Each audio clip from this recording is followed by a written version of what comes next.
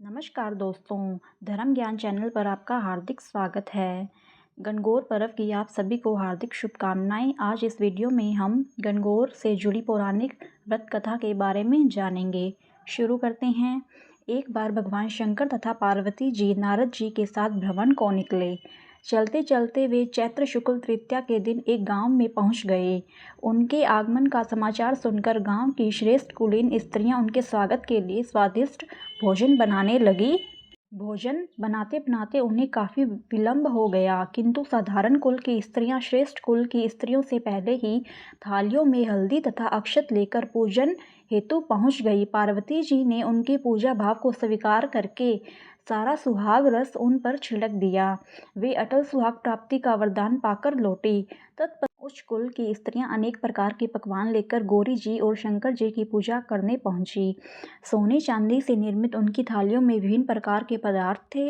उन स्त्रियों को देखकर भगवान शंकर ने पार्वती जी से कहा, तुमने सारा सुहाग रस तो साधारण कुल की स्त्रियों को ही दे दिया, अब इन्हें क्या दोगी?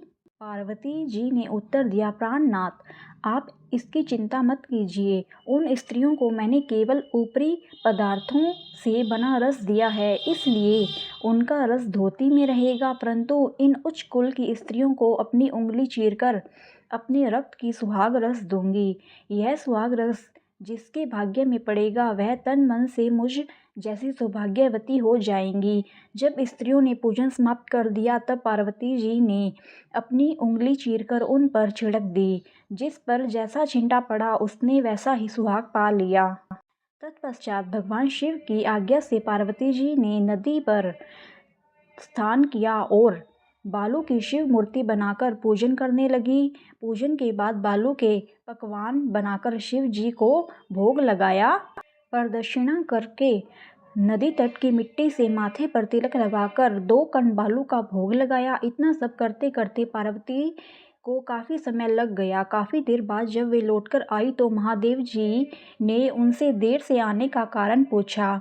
उत्तर में पार्वती जी ने झूठ ही कह दिया कि वहाँ मेरे भाई भावज आदि मायके वाले मिल गए थे, उन्हीं से बातें करने में देरी हो गई। परंतु महादेव तो महादेव ही थे, वे कुछ और ही लीला रचना चाहते थे। अतः उन्होंने पूछा, पार्वती, तुमने नदी के तट पर पूजन करके किस चीज़ का भोग लगाया था और स्वयं कौन सा प्रसाद खाया था? पार्वती माता ने उत्तर दिया, स्वामी, पार्वती जी ने पुनः झूठ बोल दिया। मेरी भावज ने मुझे दूध भात खिलाया, उसे खाकर मैं सीधी यहाँ चली आ रही हूँ। यह सुनकर शिवजी भी दूध भात खाने की लालच में नदी तट की ओर चल दिए। पार्वती दुविधा में पड़ गई। तब उन्होंने मौन भाव से भगवान शंकर भोले का ही ध्यान किया और प्रार्थना की, हे भगवान, यदि मैं आपकी अनन्य दासी हूँ तो आप इस समय मेरी लाज रखिए। यह प्रार्थना करती हुई पार्वती जी भगवान शिव के पीछे पीछे चलती रही। उन्हें दूर नदी के तट पर माया का महल दिखाई दिया। उस महल के भीतर पहुंचकर वे देखती है कि वहां शिव जी के साले तथा सलहज आदि सहपरिवार उपस्थित थे। उन्होंने गौरी तथा शंकर का भावभीना स्वागत किया। वे 2 दिनों तक वहां पर रहे। तीसरे दिन पार्वती जी ने शिव से चलने के लिए कहा, पर शिव जी तैयार न हुए। वे अभी और रुकना चाहते थे। तब पार्वती जी रूठकर अकेले ही चल दी। ऐसी हालत में भगवान शिव जी को पार्वती के साथ चलना पड़ा। नारद जी भी साथ साथ चल दिए। चलते चलते वे बहुत दूर निकल आए।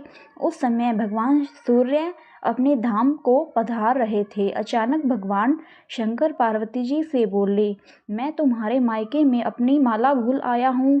ठीक है, मैं ले आती हूँ, पार्वती जी ने कहा और जाने को तत्पर हो गई। परंतु भगवान ने उन्हें जाने की आज्ञा न दी और इस कार्य के लिए ब्रह्मपुत्र नारद जी को भेज दिया। परंतु वहां पहुंचने पर नारद जी को कोई माला नजर नहीं आई, ना कोई महल नजर आया।